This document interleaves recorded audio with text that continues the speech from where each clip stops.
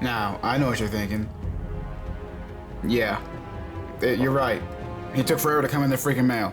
But after a long time of waiting, he finally came in the mail.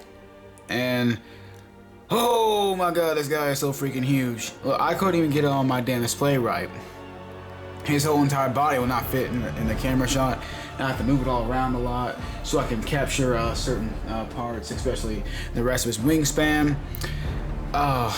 Man, I'm kind of really afraid to move this, guys, because like I barely got him balanced right now because I have to use these display tripods to keep him balanced. But oh boy, there are quite a few misaccurate things about this figure, which I hope S.H.Monsterarts will update this figure in soon. But you know, it's been a long wait, so let's just go ahead and get into this figure. Starting out with his three heads, we have his middle alpha head, his right head, and his left head. Now both have a flat gold paint job, with most of the whole body. And if we can zoom in on King-Ghidorah's head, we can see, go focus. We can see we have a yellow eyes with black irises. We have a pink mouth, white teeth, and get a better look on the middle head. We have a snake-like split tongue. We have, of course, very dragon-like heads.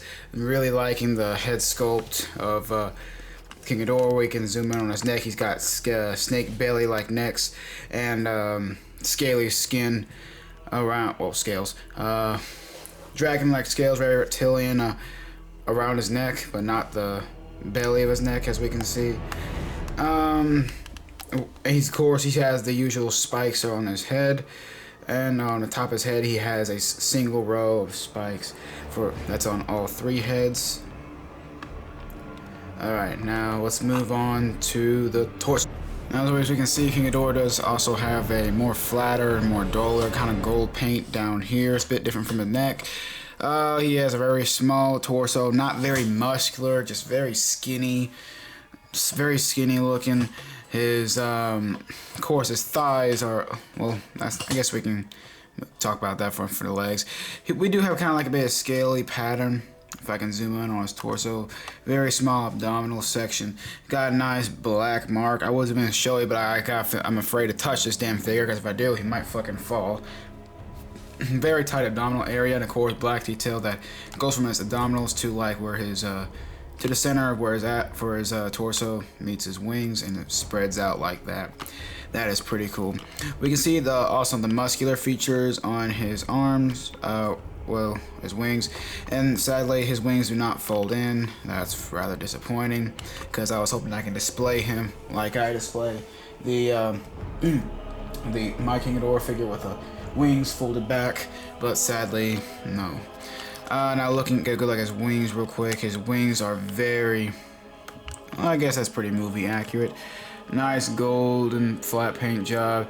Same thing for his other wings. Nice golden flat paint job with details of black around the veins of the wings.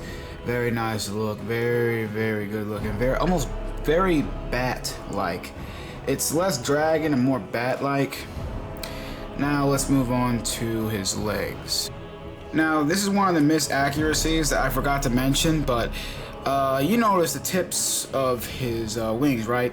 Well, they're supposed to be like a bonish white in the movie. Here, they're just painted that flat gold. Same thing with his toes. They're supposed to be a silverish white, like a bonish, whitish silver. But no, it's not. That's not the case. In case they just decided just to go with the flow and just paint it all silverish gold. But yeah, we can see the black like ash on the kneecaps. It's a shame NECA did not make one though. I know. But yes, I do have Rodan and Mothra by S.H.Monsterarts pre-ordered. And yes, I do have the NECA S.H.Monsterarts Rodan and S.H.Monsterarts Mothra. I don't really see them as important, but I might review them. I might consider it. But if I will, it'll be after the S.H.Monsterarts line.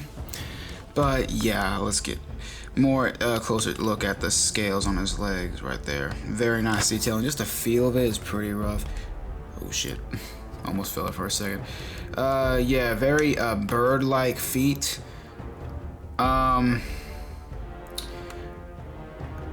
for art. Oh, Jesus. This is gonna be a bit the hardest part, but yeah, now that legs are done with, we're gonna go ahead and get into articulation. Okay, here comes articulation time. Now, of course, for the heads, they can move about this much up, this much down. I gotta be real careful touching these guys, because the first time I touched this, they fell off. Of course, his mouth can open and close. We have an all ball joint neck. That's pretty much like the tail. You can bend him. I'm gonna try real hard for this to do this for you guys. You can bend his he can look about this much down, about this much up. You can get him like this, like he's flying. I just keep him like this, kind of like that. That's pretty good right there. Yeah, but that's articulation for the legs. Now let's go on for the rest of his body. The wings can only fold in and out about that much, but yeah, that's about it for the wings. Now, of course, his feet can rotate 360 degrees. There's not a lot of articulation in the legs, unless it's really, really stiff, but that's about as much as he'll move, and holy shit, he's about to fucking... Okay. Yeah, this figure is... It's kind of scary handling right now, because I'm not sure when he's going to fall, but yeah. But I'm not really sure. Oh yeah, of course, let's also go over the back. Okay, now looking at his back, we do have a black ashy detail, kind of spikes, very dragon-like. Of course, the goldenish dull scales. Can I zoom in on that? Damn, this figure's really hard to review, guys. It's kind of a pain. Wish I had a bigger review set, that way I can get this done easier. And he's more balanceable. That would make it so much easier for all of us. Yes, of course, here's another misaccurate thing about his tail.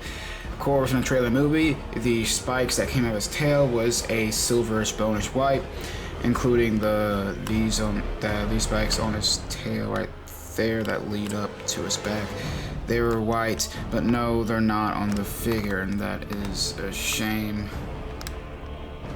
And of course, it's all ball jointed and very posable and articulatable. Alright, you know what time it is, guys. Let's get into the size comparison. Size comparison time now. We can see this is pretty accurate with the S.H.Monsterarts 2019 Godzilla Monsterverse figure. We can see how Ghidorah clearly towers over Godzilla, and how Godzilla has always been shorter than King-Ghidorah. Now, this is a good thing about how I like about both figures. They got the size accuracy right. Yeah, but if you want both figures, they will be on Amazon, eBay, and Big Bad Toy Store. And I know it's been a while, guys. I am trying to keep the things up with y'all and keep you posted. Keep you guys more reviews coming. It's just that everything's picking up now, and I'll be a bit more busy, but I'm not going anywhere. I will still be making more figure reviews. And coming up next, I will be doing the Mecha King-Ghidorah figure, so that way I'll get the Ghidorahs out of the way. And then after that, I'll move on to the more... well, you'll see. I'll just continue the Heisei saga, and then I'll move on to the Showa, and then I'll do the Millennium and beyond. S.H.Monsterarts figures, well, technically Legendary is beyond, but I'll just do what I can, really keep my pace. But after I wrap up this figure review and Mecha King-Ghidorah, I'll continue with the Heisei series. I will finish out with the Heisei series because Rodan and Mothra will not come in the mail by the time. But if they do, then I'll go ahead and review them anyway. And there might be a couple of Heisei figure reviews in between this one and, well, between Mecha King-Ghidorah and Rodan and Mothra. But yeah, guys, I'm not going anywhere. And I know this may not be a very high quality video figure review. I just have a very small table that I use to review my figures on, and this figure is freaking huge, and I have no idea how I'm going to put him on one of my shelves. But yeah, guys, it's Rathko G, and I'll see you guys next time with Mecha King-Ghidorah, and I'm out.